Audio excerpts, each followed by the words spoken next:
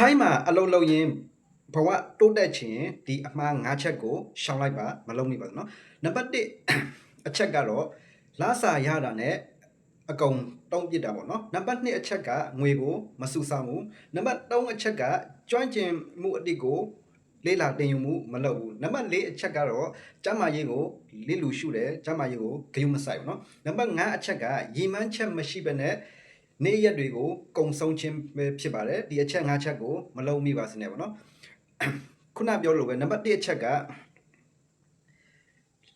လာစာရတာနဲ့မတုံးပြစ်ပဲနဲ့ပေါ့နော်မရလာတဲ့လာစာကိုစီမံခန့်ခွဲပြီးမှရတဲ့လောက်စုမယ်ဆိုရင်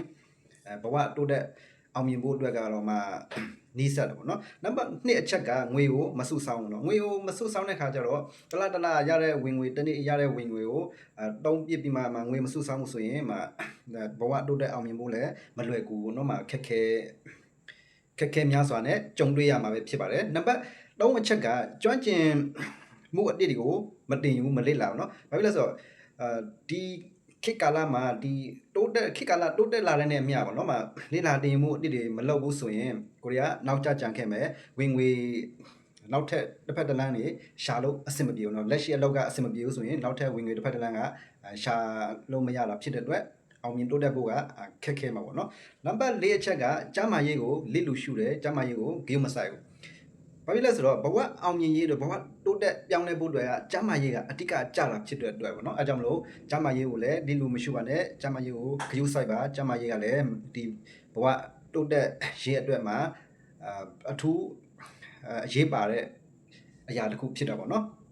နံပါတ်5အချက်ကြတော့ရည်မှန်းချက်ကိုမရှိဘဲနဲ့နေ့ရက်တွေကိုကုံဆုံးခြင်းမလုပ်ဘဲနဲ့ရည်မှန်းချက်ရှိနဲ့နေ့ရက်တွေကိုအကျိုးရှိနဲ့အတုံးချသွားမှာပေါ့နော်အဲ့လိုမျိုးတွေဘယ်လိုလုပ်ရမလဲဆိုတော့ရည်မှန်းချက်တွေဘယ်လိုထားရမလဲဆိုတော့တစ်လမှာကိုကဘယ်လောက်စုနိုင်အောင်လုပ်မလဲတစ်နှစ်မှာဘယ်လောက်စုနိုင်အောင်လုပ်မလဲဘယ်လိုပြောမလဲဘတ်တစ်သိန်းလားဘတ်9000လားဒါမှမဟုတ်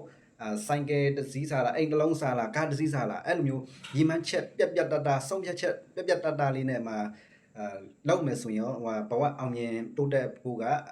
လွယ်ကူတယ်နေဆက်သွားတာပေါ့နော်အဲကြောင့်မလို့ဒီကနေ့စပြီးတော့တင်းဘဝကိုပြောင်းလဲမှုတစ်ခုစတင်လုပ်လိုက်ပါဒီနေ့အကြာမှာတိတတာ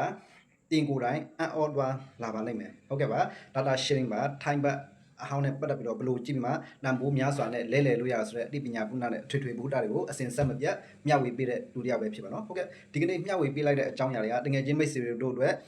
အသိပညာရခဲ့မယ်ဆိုရင်ကျွန်တော် review လေးကိုမျှဝေလိုက်ပါအားလုံးအလောက်ကင်ဆင်ပြေကြပါစေမယ်နောက် video မှာပြန်လည်ဆုံတွေ့ကြပါမယ်